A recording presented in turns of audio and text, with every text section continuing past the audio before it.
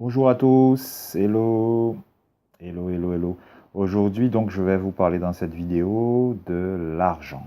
Du moins, les fantasmes qui l'entourent, surtout pour comment démystifier tout ça.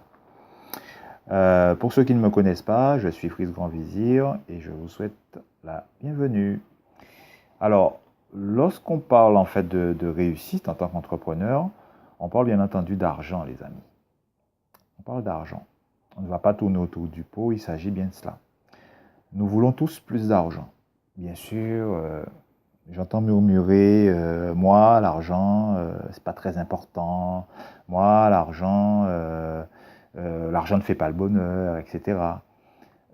Justement, je vais paraphraser justement un auteur, l'auteur du livre Millionnaire Fastline, ou l'autorité du millionnaire, qui s'appelle MJ de Marco, qui disait justement, pour rétorquer à cette phrase, l'argent ne fait pas le bonheur, il se posait la question, mais et la pauvreté?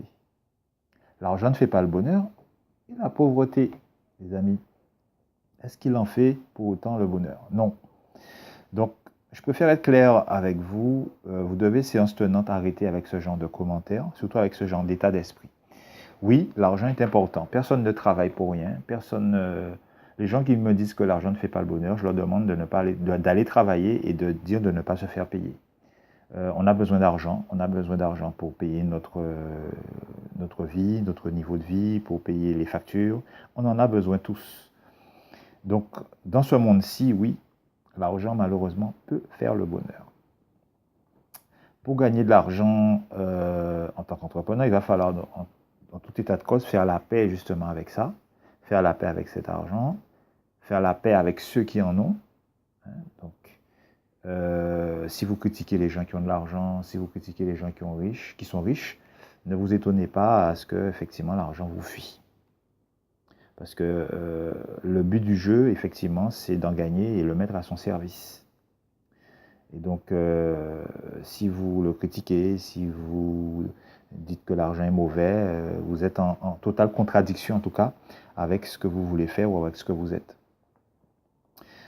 Beaucoup de gens pensent que l'argent est rare, qu'il est accaparé par les riches. Oui, les riches prennent tout l'argent. Oui, 88 personnes sur la planète sont milliardaires et consomment 90% des ressources. Oui, tout ça, ce sont des chiffres qui ne veulent absolument rien dire. L'argent, c'est une ressource. L'argent, c'est un fluide. C'est quelque chose de tout à fait virtuel qu'on a créé pour échanger. Ça sert à échanger. Donc, il n'y a pas de rareté en matière d'argent. C'est simplement une question d'état d'esprit.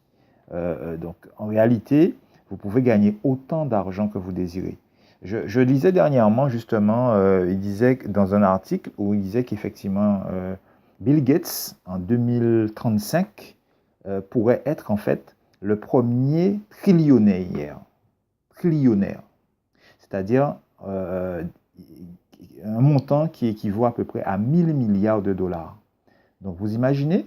Donc, si en 2035, il augmente ses revenus de plus de 100 en multipliant ses revenus par 100, ça veut dire que l'argent n'est pas rare. Ça veut dire que l'argent existe et qu'il n'est pas une matière, une ressource rare, qu'on peut tous effectivement le trouver. C'est simplement une question d'état d'esprit. Pourquoi Bill Gates est riche et qu'il est devenu de plus en plus riche alors qu'il n'est plus PDG de Microsoft? Tout simplement parce qu'il a l'état d'esprit, il sait créer des millions, il sait comment créer l'argent. Et il a l'état d'esprit, l'état de conscience pour lui permettre effectivement d'en gagner. Les pauvres ont un état d'esprit de manque. Les riches ont un état d'esprit d'abondance. Pour réussir, il faut donc en fait changer d'état d'esprit. Nous avons en réalité été programmés par l'éducation, l'environnement, à croire que l'argent n'était pas pour nous et qu'il était réservé à une élite, qu'il était réservé à un certain nombre de privilégiés, ou par chance ou par héritage, et qu'on ne pouvait pas y avoir accès. Encore une fois, cette assertion est fausse. Pour illustrer mon propos, je vais vous citer quelques perles tirées du livre Les secrets d'un esprit millionnaire de T. Harvey Eker. En fait, c'est un livre qui a beaucoup contribué à mon développement, à mon changement de paradigme au niveau de l'argent. Changement de mon état d'esprit, au niveau de la réussite également. Donc, je vais d'ailleurs faire une vidéo exclusivement sur ce livre, très intéressant. Donc, T. Harvey Eker dit que les gens pauvres et la classe moyenne se focalisent sur les obstacles, alors que les gens riches se focalisent sur les opportunités. Il dit aussi que plutôt que considérer les opportunités, il faut plutôt considérer en fait les opportunités et les points forts d'une entreprise. La plupart des gens regardent les points faibles et les obstacles qu'ils pourraient rencontrer. Il dit aussi que les gens pauvres et la classe moyenne se laissent abattre par les problèmes. Les gens riches sont plus grands que leurs problèmes. Le secret du succès d'ailleurs n'est pas d'éviter ou se débarrasser des problèmes, mais plutôt se développer et de grandir de façon à devenir plus grand que ces problèmes. Harvey dit que les gens pauvres et la classe moyenne s'évaluent par rapport à leur revenu de travail ou par rapport à leur salaire. Les gens riches, eux, se concentrent sur leur valeur nette, leur vraie valeur, leur cash flow, leur trésorerie. C'est ça qui compte en fait. La vraie mesure de la richesse se trouve en fait dans la valeur nette. Qu'est-ce que la valeur nette? C'est le résultat de ce que vous avez, de ce que vous possédez, de ce que vous gagnez, moins ce que vous devez, c'est-à-dire ce que vous dépensez, et non juste sur ce que vous gagnez, c'est-à-dire actif, moins passif, et c'est surtout sur ce qu'il reste. C'est ce qui est important, c'est sur quoi on doit se concentrer, c'est-à-dire la valeur nette.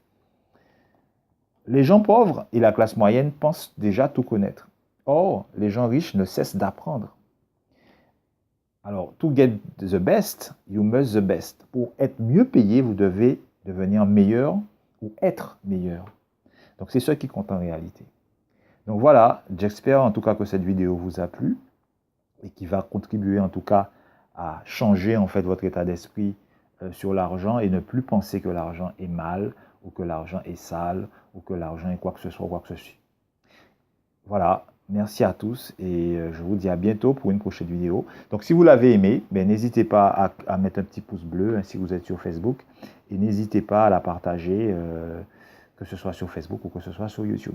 Donc je vous dis à bientôt pour une prochaine vidéo.